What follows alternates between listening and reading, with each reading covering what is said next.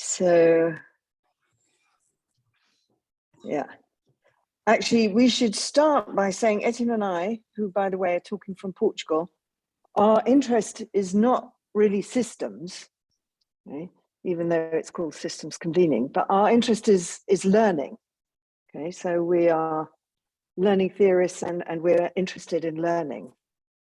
And we just thought we'd show this first slide really to show our interest is the middle gear here, social learning capability. How do we enhance the social learning capability of people, groups, the world? And we see it as something pretty urgent to do these days.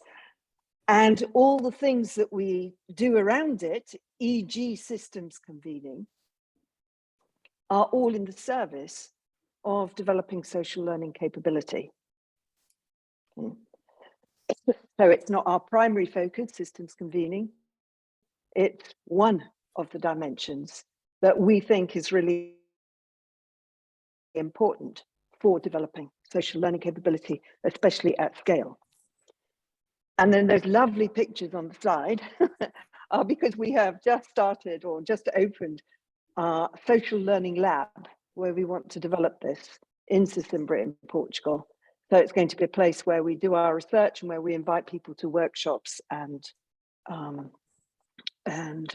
events here. So that's just a bit of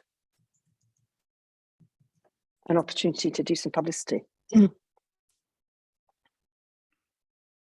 And Etienne, you're there too, so you can talk too. Yeah. But by the way, we should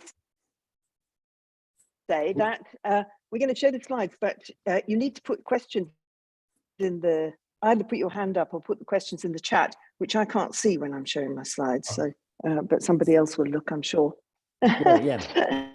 Because we offered to come for a conversation, not for a presentation.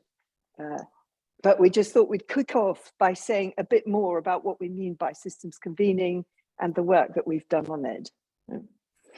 That would be a nice introduction to the conversation. Thank you. Yeah, and you see here some of the people we interviewed. Actually, we even interviewed Patrick.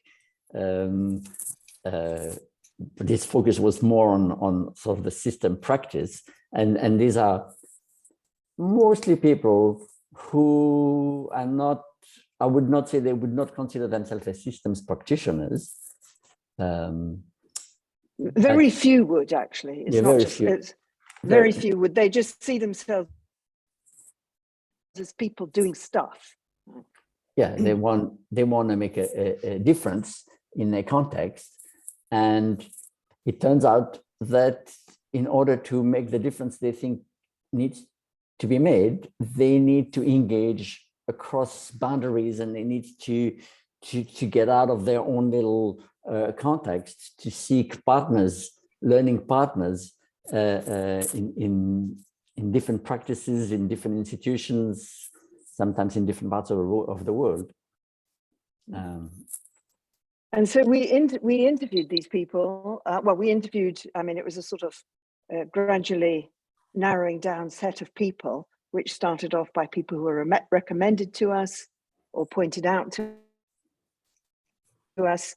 And most of them, I mean, none of them actually, or very few of them would have said, I am a systems convener. But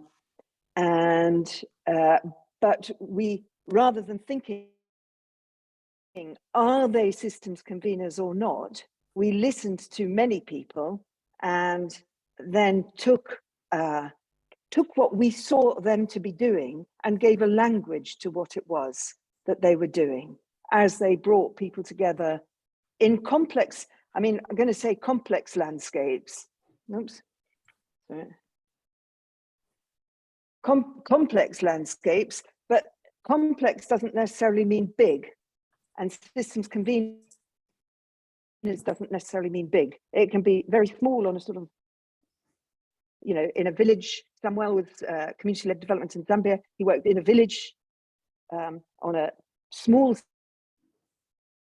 scale, but the complexity in that was exactly the same as if it was in a large scale, in a complex system.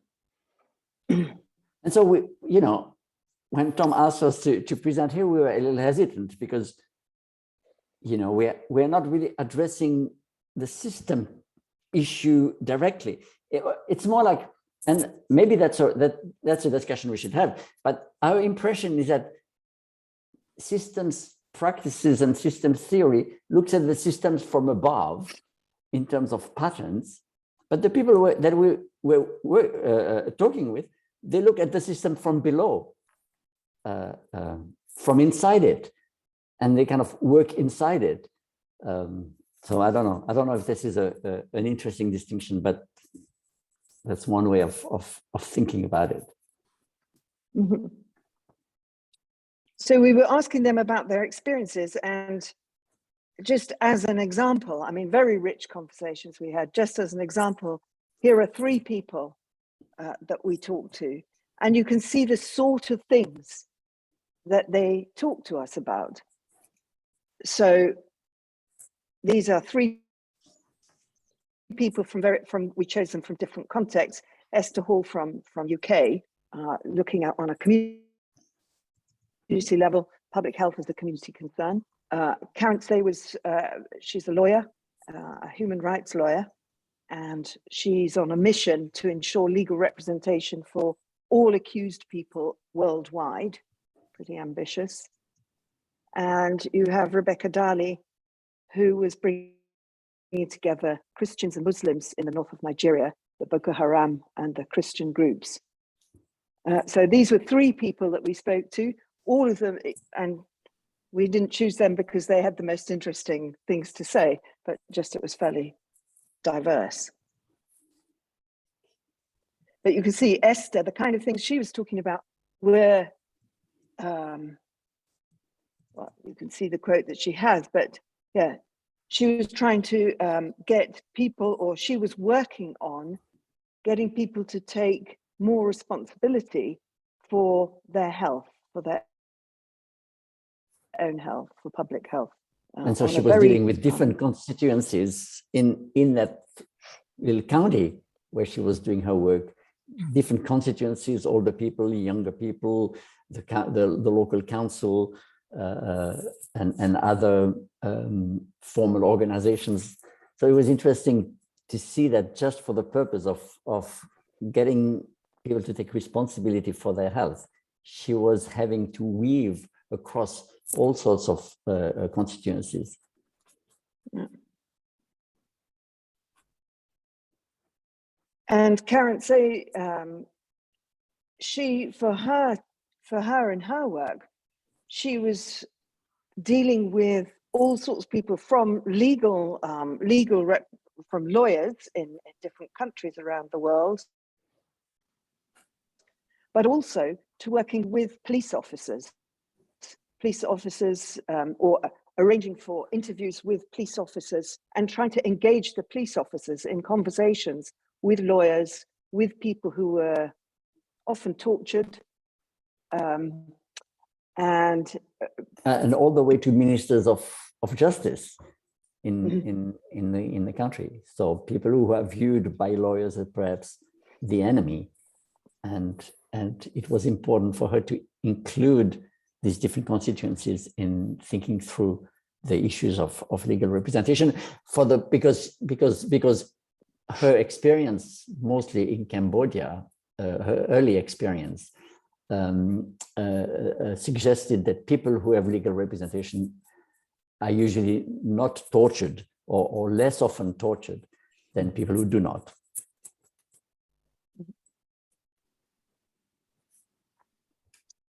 And then Rebecca Dali, who, was bringing together the Muslim and Christian women, the Muslim women who had very often been assaulted, murdered, raped by Christian men, but Christian women who'd also been kidnapped, raped by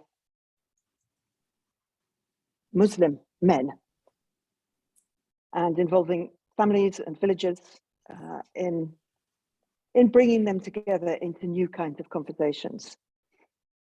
And you can see how, their concern is very much with the person who is experiencing the system.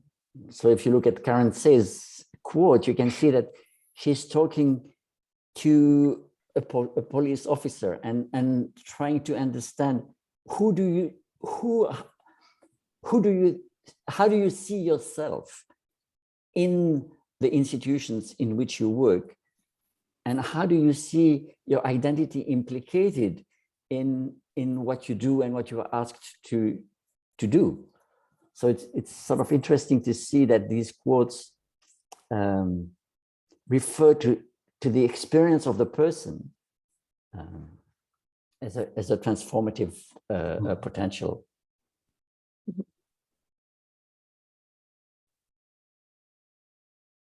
And so on the basis of these questions, we put together 7 categories of what we called systems convening work. Okay. Because actually being a systems convener, involves work. It's the work of these different things that are around here. So for example, there's the work of legitimacy, right?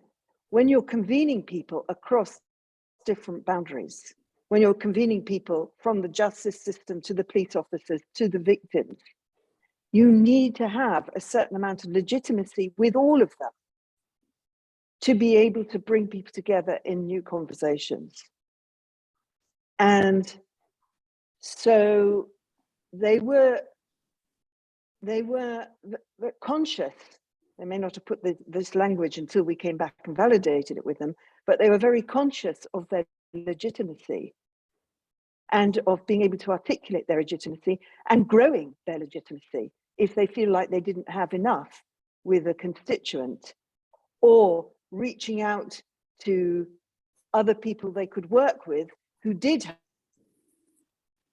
legitimacy. And you can see that the legitimacy is caught between structures of power in which they operate and which do or do not give them the power to do what they want, and the need to create a convening call that people would listen to. So you can see how these different aspects of the work of systems convener work together to create a certain approach to the world, and related to power, also issues of agency. They were all of them concerned with how do we create situations where people have an experience that they can make a difference, or make a difference that they care to make. And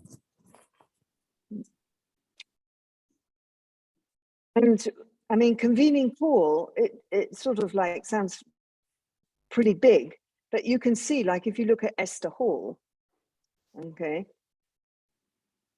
in fact, she had various convening calls to bring people together, but for her, a convening call was very often about, how do you take the next step? What's the next step? And hers was with young people. It wasn't, take more responsibility for your health. It was, all right, can you look up from your PlayStation? Do you want to do something a bit different? Wear a different colored shirt? Right? It was to do something different. Mm-hmm. And then Rebecca Darley, in terms of legitimacy, she had legitimacy because her son had been kidnapped by Muslims and killed.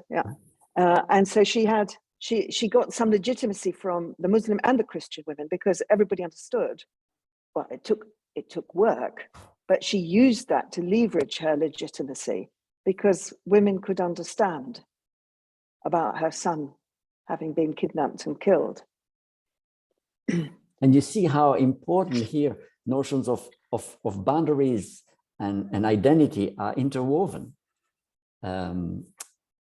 because it was interesting. She was trying to bridge a strong boundary created by different tribes, basically, but calling upon an identity as a woman who has suffered from it to bring those two constituencies together.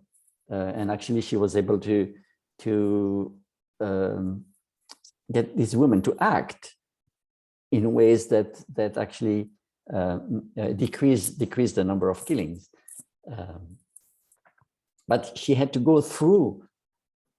It was not like some kind of abstract description of the boundary. She had to really engage her own identity, invite these groups into a new, more collective identity of women who have suffered, to allow a new kind of conversation that could not take place before. And identity work, to get people to look or even to peep over another boundary, let alone go in and experience what it's like to be on the other side of a boundary, is a massive undertaking. And actually, identity was one of the works that most people resonated loud and clearly with the most. So, for example, what Karen Thie was doing with the police officers was tapping into not their identity as a police officer, but tapping into their identity as somebody who cared about the country, and somebody who a peace, yeah, a justice. I mean, a justice maker. Yeah. Yeah, and she was working on creating an identity, on creating an identity of justice maker. We are all in this as justice makers. We may have different ideas of what justice is, but that's who we are.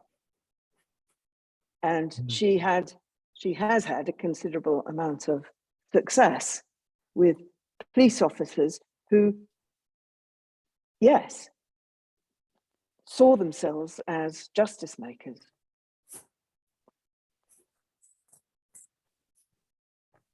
So that's probably as much as we want to say in sort of presentation mode, and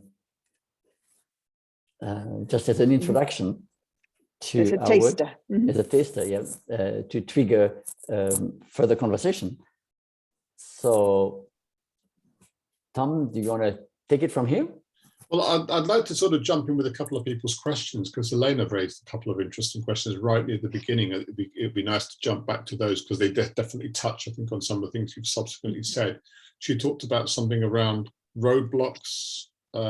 She talked about how do you encourage conveners to get around or work with, prescriptive organizational hierarchies, and, getting out of your lane, which is a nice expression, sort of how do you kind of like go across the boundary, which is an interesting one.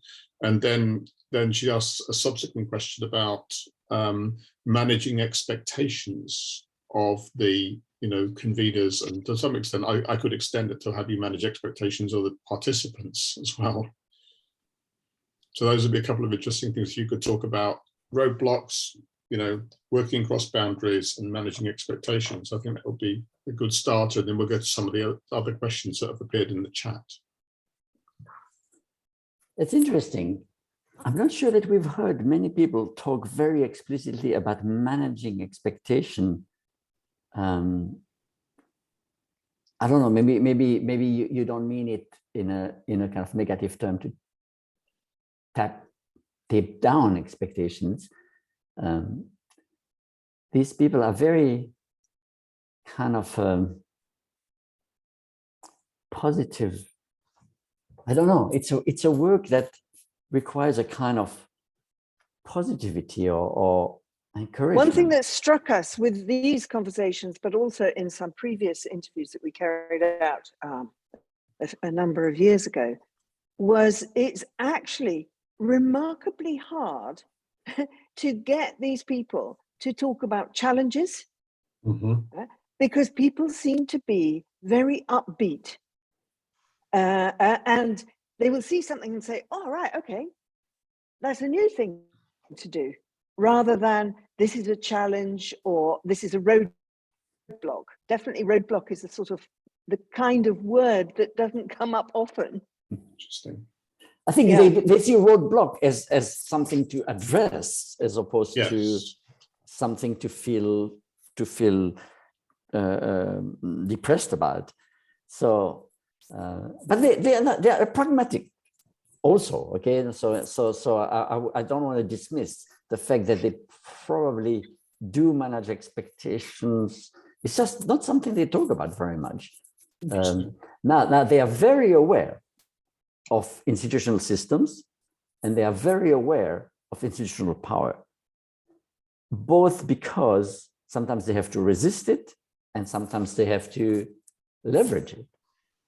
So in that tension between issues of power and building legitimacy, then at that level, they are astute players in dealing with the politics, sometimes a bit as outsiders. I remember talking to someone who works in the healthcare system in Canada, and he was saying, you need to be outside enough to be innovative and inside enough to be not to be marginalized by the organization. So he was straddling that tension between the kind of communities he was building among practitioners of different kinds involved in certain diseases, like one of the important examples he was describing to us was lung cancer. So he was bringing in all the different players in the pathway between diagnostics and treatment. And he was very aware of the importance of involving the hierarchy, both in the conversation and in knowing that these conversations were happening. Okay. So I see that, because Elena's questions are very much about how do you? And so I was actually just going to say, when we work with systems conveners, by the way, we never know the answer. So we're always helping them to map their own stuff. And the first thing we do when we work with systems conveners is actually get them to draw what we call a landscape map. And so they draw out, we have various symbols, the main players, the main organizations, the main power forces in their landscape. And we take a long time to do that. And then we analyze it by looking at where are the sources of power here? Where in this landscape do you have sources of legitimacy? Where are the key boundaries? So the first thing we do is create a landscape and then use it first, use it as a way to then analyze their situation and to think through what they're going to do. And then they often use that landscape to talk with other people, either in their team or to say, this is how I see it, how do you see it? And so it's very much conversations around the landscape about these kind of things that help people to think through what it is that they want to do. Patrick, you had a question around legitimacy. Would you like to call it out rather than me reading it? I would if I could remember what it was, Tony. Oh, so well, maybe if I read it, then you can expand you do on that. it. So to what extent does the call create the legitimacy, or at least the perception of legitimacy? Yeah, that's the question, Clegg. Yeah, that's really. I mean, legitimacy and the convening call are very intricately linked. I don't think we saw someone whose convening call was the only thing that created the legitimacy. There were other relationships and forms of belonging and institutional settings that give them legitimacy. But obviously, like from Travis, who works in a university, his convening call were a series of conversations in a cafe with people around in the community around them, because he was trying to connect the university to the Travis is down in the bottom. He was trying to connect the university to the local community and creating a kind of gathering of different people from different organizations in the city and academics and stuff from the university. And so for him, it was, for him, the two were really woven together, because he had this long conversation with potential members of this group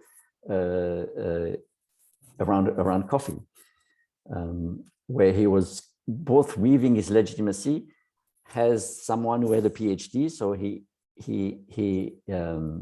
had some legitimacy in the university from that, and also being an activist and involved in the community. So it was very interactive in that for him. Mm-hmm. The relationship. And then you have somebody like Carl Davis, who he got his, in a way, his first, because he was employed as systems transformation of the National Health Service, which is a massive task. And he started his call by just saying, I'm the systems transformation person, and I'm inviting you to a meeting. Right? So he used his role and his legitimacy for his convening call. But as he said, that got me, that got me people through the door. And in fact, he said, I then had to quickly show some value. But he'd have lost his legitimacy pretty quick if it looked like he was just simply implementing another change initiative or something like that. So yeah, the two things are linked. And actually, I'm also thinking of Samuel at the bottom, who his convening call was, we've seen so many white elephants, development agencies, aid agencies bringing in projects which go nowhere. As soon as the donor's gone, everything's gone. It's only going to work if we do it ourselves. And so he got people together for that. But so he had a certain amount of legitimacy because he used to work for a development agency. So he was able to say, look, I've seen this firsthand, and I now think that this would be a good way to do it. So he did get people then, but actually he had to also very quickly, to get his legitimacy, he also had to leverage sources of power in the village. So the traditional leaders, he had to bring them into the conversation. He had to bring, he had to be able to do that. So yeah, that was a mix of leveraging sources of power, his legitimacy and his convening call, all to get people around a space to talk. And actually, along those lines, Caroline Rennie's work in promoting human rights in retail supply chains. She's from Switzerland, but she's working for a German retailer, a big German retailer, who had been accused of, having human rights violation in their factories, in supplier factories in Bangladesh. And so, of course, the fact that she had been hired to do this work by the client, the client of the supplier, gave her some legitimacy, but she had to create additional legitimacy to go beyond the kind of check the box audits that people were used to. See, people were used to an audit, so they always check the box, and all the boxes were checked. But that retailer was saying, we cannot do check the box anymore. We need to really know that something is changing, because otherwise we can be accused of participating in human rights violations. And so she had to gain the legitimacy to involve different players in those factories to start thinking through how do we change the culture about human rights in the factory.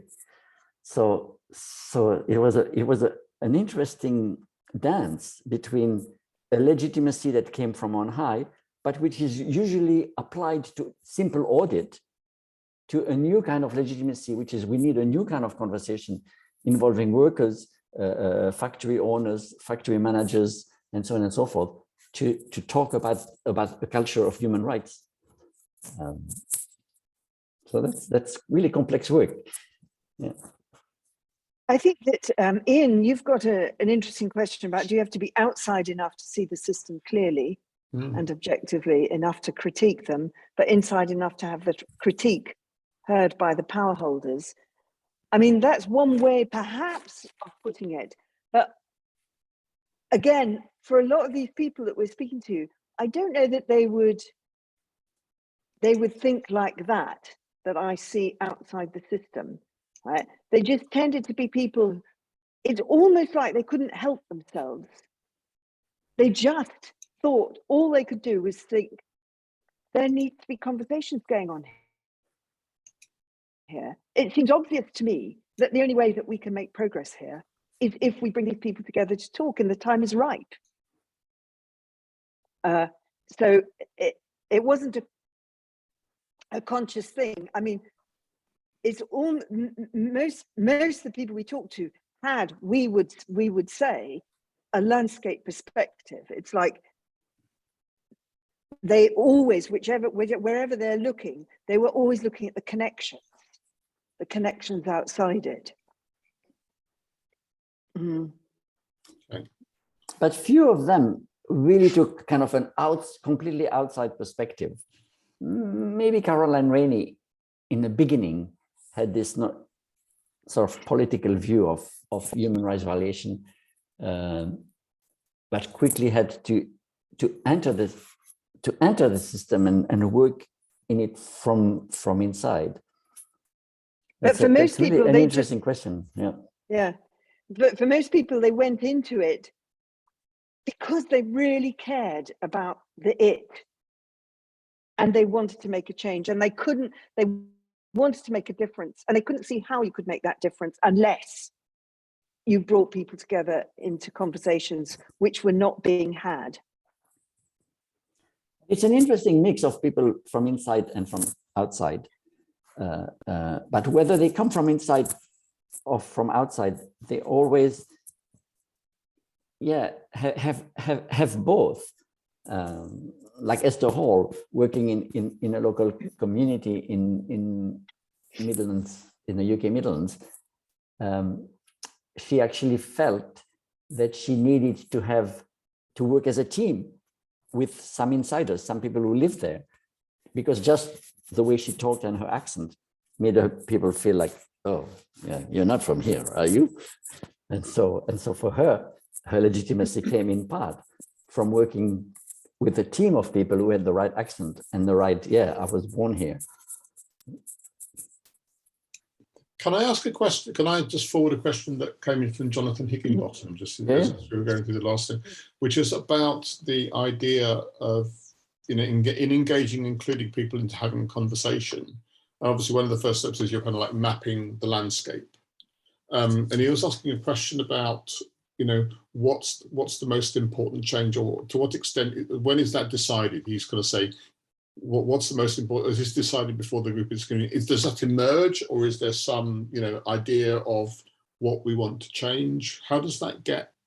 The threads of that get drawn together? I'm kind of really interested in that. Yeah, that's interesting, because that's a critique that we got on some Twitter thread, that we are completely naive because we take at face value the difference that people want to make. And how do we know that from a systems perspective, it's the best change to make? So that is true. In some sense, in all our interviews, we've always taken at face value that the difference people wanted to make was an important difference to make. But we should also say that when we invite people to map the landscape, I don't know if this is what's in people's mind, but it's not to give an accurate representation of what it is. Mm. It's what does it look like in your mind? Mm. All right. So what does it look like from where you sit? And it will be different for everybody there. And what's most important is the conversation that comes out. Right. And it's rarely used to agree on the most important change, actually. It's more to analyze and to understand what the landscape looks like from other people's perspectives. And we should, I mean, actually, I'm going to very just briefly share, I'll share this, I'm going to share what we mean. Here's an example of some landscapes, make it concrete what we're talking about. Okay, so you can see these are different people in the system mapping. They decided here that they wanted to do their own map first and then discuss each other's rather than all map one together. So you can, I mean, just looking at that, if you think of those are all different landscapes, you can see how different they are. They're looking at the same landscape, but how differently they see it.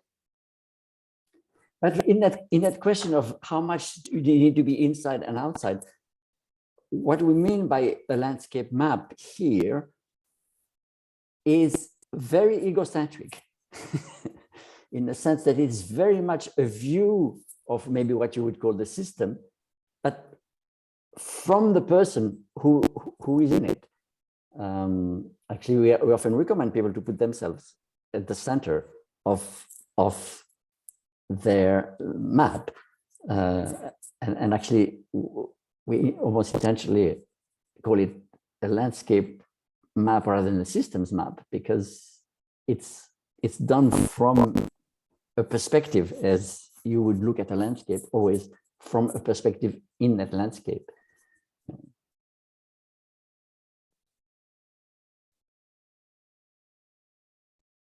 Philip does ask an interesting question about how do you sort of combine the different perspectives, or he says, how do you combine the map, or do you keep them separate? And I suppose I could extend that into not only do you how do you kind of arrive at something that's is there an accommodation reaching journey that happens within this? How does that happen?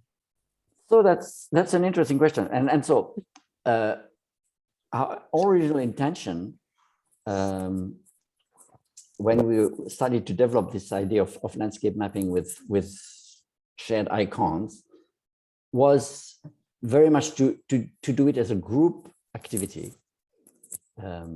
And we still do sometimes do it as a group activity, but we have also found that it is useful for people to first do their own and then talk about each other's view.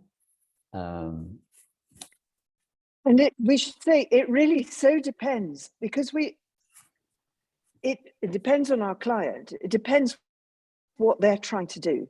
So for example, with those maps that I showed you before, that group, they're in a school of education, the system doesn't speak to each other.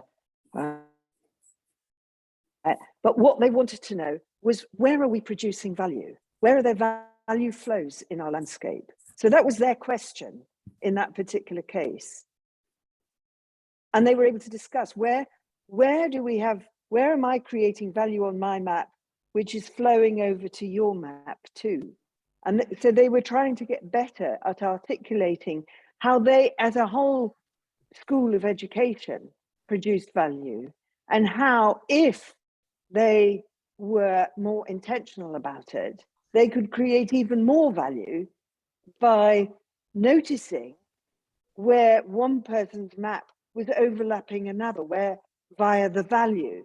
So somebody creates a fantastic document or a fantastic research paper. Who's reading it? How is it being used? What's happening to it? And somebody would say, "Oh yeah, no, that's interesting. We use that." All right. So you could see the flow of the value across the different landscapes. But that was with that particular group. So with other groups, they may have another question that they're asking themselves, where it would be helpful to take a systems perspective, a landscape perspective. Well, Ian asked an interesting one. That kind of, if I can extend it, Ian Gloss asked an interesting question about, because obviously you talked about value. He was saying, well, how do you perhaps points of agreement and points of disagreement? So is that, and the reasons, is that something that you can use the same conversations and emergent understanding to help with? Yeah, but also connection and places of overlap. So the landscape is very concrete, you know. Oh, okay, so you are serving this constituency this way. Oh, I'm serving the same constituency, but in a kind of different way.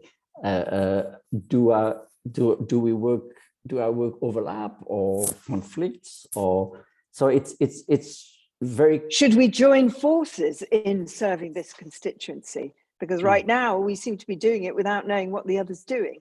Yeah. There's a lot of focus on connection then, isn't there? That strikes me from what you said. Yeah. Okay, before it disappeared from the chat, I wanted to talk about Karthik Suresh, I think. Oh, her name has disappeared. So most of these people didn't go out intentionally to act as systems conveners. Actually, they found that our work was giving them a language to talk better about what they were doing. But systems convening is not something we invented, something. I mean, these people were doing it, you know, perhaps intuitively. And some of them, I mean, Carl Davis was much more intentional about doing that than others. But yeah, it's more a description of the practice that we saw. Yes, it's the describing practices that they have in common. Yeah. And it's describing practices and giving it a language. People were, I mean, what's remarkable about this book compared to other things we've written is how many people have written to say, thank you. Thank you. It is, you know, it made me cry. Didn't realize that actually somebody recognizes what I do, because a lot of this work is invisible.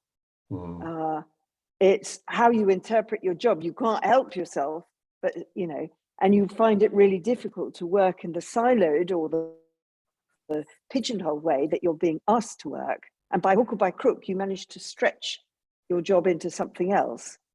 But nobody quite recognizes what it is that you're doing. Okay. And somebody asked a question that has disappeared. I don't remember who it is. Whether these will see themselves as enablers or participants. And I think it's a really, really interesting question, because it was my question. Okay, good. Yeah. I recognize an awful lot in the way that we try to do our work the last year.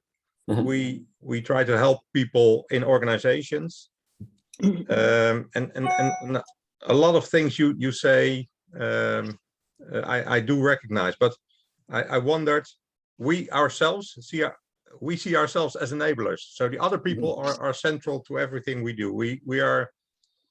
So that's what my question was about. Do these people also see themselves as enablers primarily? Well, my sense is that there is a range, and there are people who see themselves perhaps more as enablers and others who see themselves more as participants.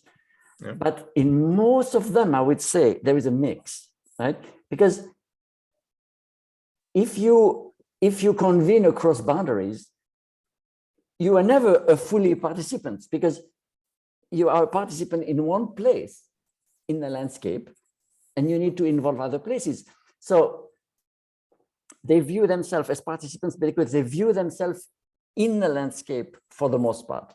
Not fully all of them, but for the most part, they see themselves in the landscape as participants, but they also see themselves as enablers because they go beyond their own location to seek partnerships that, and in that sense, they feel like enablers. You know, actually, Michael Funkyfunk. But I would say, yeah, I was Yeah, going go to say him. Michael I was just going Funky, go ahead. I was just going to say that someone like Michael Funkyfunk may have started, and actually Karen say the same, started as people who were full-on participants. They were doing it because that was the difference they wanted to make. He, in his case, wanted to shorten the time of diagnosis. He's a cancer. An oncological cancer, oncological researcher and practitioner. Yeah, and he wanted to shorten the time between diagnosis and getting treatment. And he was passionate about that. But he's now been working there for so many years. He's been doing it, and he's been very successful in what he does by bringing people together across different places in the healthcare system in Canada to talk to each other. That now he's become almost like the elder. So he now he tends to take an enabling role, but he's still he's as enthusiastic as he was when we first met him, God knows how many years ago. And he drives the process, but he's also enabling a lot more. And likewise with Karen Say, she was a human rights lawyer, started in one way, but has now started a philanthropic organization to do it, and has to take more of an enabling role. So some people play both roles, or merge from one to the other. I hate to do this, but I'm actually going to have to sort of say we're going to need to draw this to a close, because we're sort of coming towards being out of time, and we need a tiny bio break before we come to Julio's slot, Future Matrix.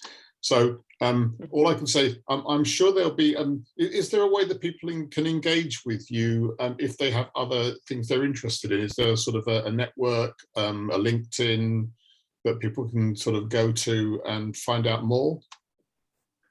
Well, there's these systems, Matthew is running a group SCiO. And Benjamin, and Matthew and Benjamin have So fabulous. One way would be to ask something on that group. Yeah. Great. Mm-hmm. Thank you. That'd be really good. And I think Benjamin's just posted a couple of pages, a couple of links already in the chat, so people go to those. Can I just conclude this by saying, so thank you so much to both Bev and Etienne for, I didn't know anything really about this, and I found this whole conversation really fascinating. So I'm kind of glad it was not many slides and lots of conversation. That was really good, really enjoyable.